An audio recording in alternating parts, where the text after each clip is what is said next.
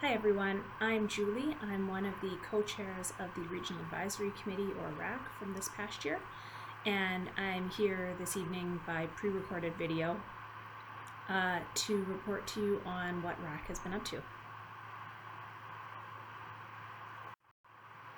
So the RAC board members over the past year have included Geneviève, Paul, Jean, Will, and Shireen, with Jeff and myself as co-chairs, and Navdeep China as our staff member. RAC has three main areas of focus.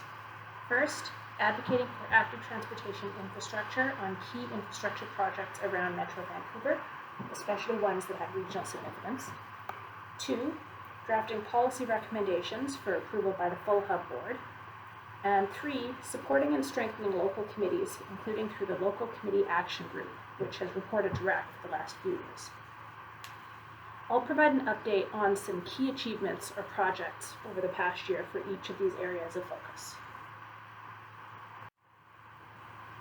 So looking first at infrastructure, which is where RAC has put most of its efforts over the past year, the first bullet, the MOTI South Coast Region Gap Priority List, is something that we're really excited about. Earlier this year, MOTI contacted us about putting together a regional gap priority list. This is a fantastic opportunity because it lets us get in ahead of the design stage, even ahead of when specific projects are being contemplated, to tell MOTI where we think active transportation infrastructure is needed. There's no promises by MOTI, but at least they have our list. It really is the culmination of years of our advocacy, and we're devoting considerable efforts to working with both MOTI and its consultant Urban Systems. And we're also promoting robust participation by our local committees. RAC, with local committees and staff, have already met with MOTI to identify key gaps, and we're looking forward to future meetings. The second item is the gap priority lists, formerly known as Ungap the Map, and putting that together with the State of Cycling report. And here, RAC's been working with staff basically to bring these things together in order to enable local committees to more effectively advocate for high priority gaps. The idea is both that it'll be easier to keep the gap priority lists updated, but also that local committees will have a map that very clearly shows where there are gaps that their municipalities need to work on. The third item here is Highway 7, where we've been working with and really supporting the Maple Ridge LC on the planned improvements to Highway 7 to ensure that Highway 7 includes active transportation. The initial plans had no safe or comfortable infrastructure. They have made substantial progress, but they're not quite there yet, so this one's ongoing. The Patello Bridge project, there RAC supported the Surrey and New West local committees in their work with MOTI on active transportation on the new bridge. MOTI's final design isn't perfect, but in RAC's view, we have overall achieved a good result. And then the last highlight is the George Massey Crossing project. Here, the current MOTI project team contacted RAC before the design stage.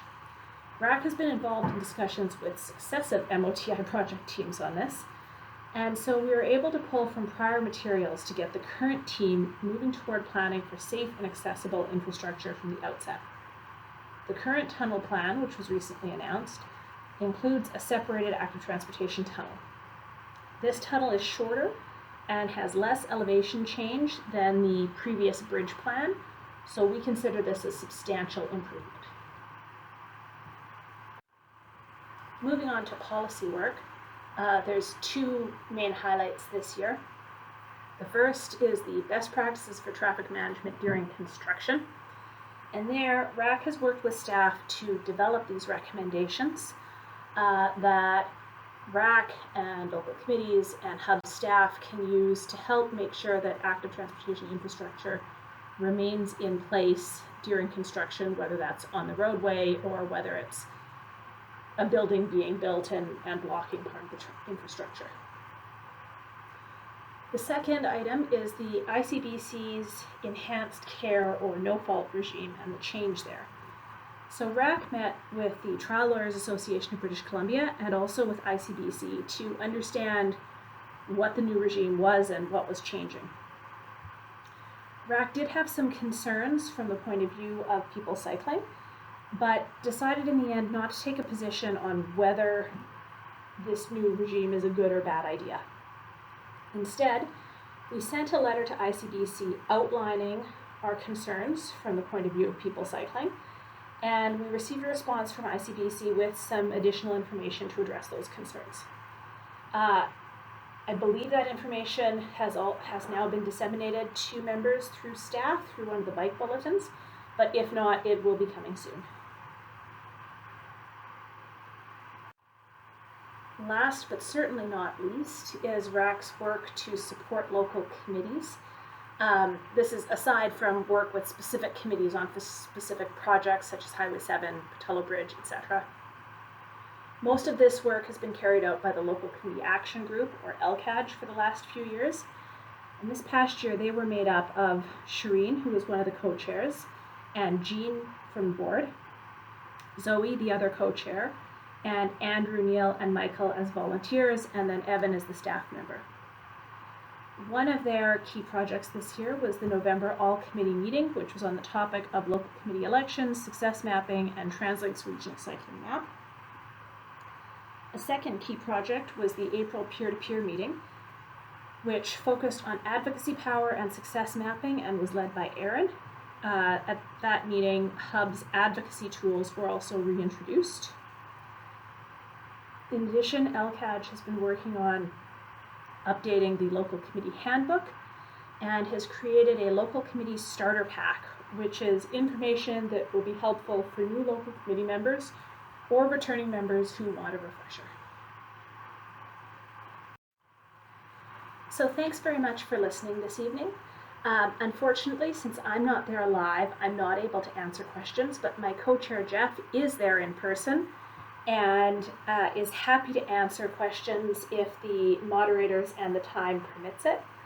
Otherwise, please feel free to email the RAC chairs at hub.rac@bikehub.ca and we will get back to you.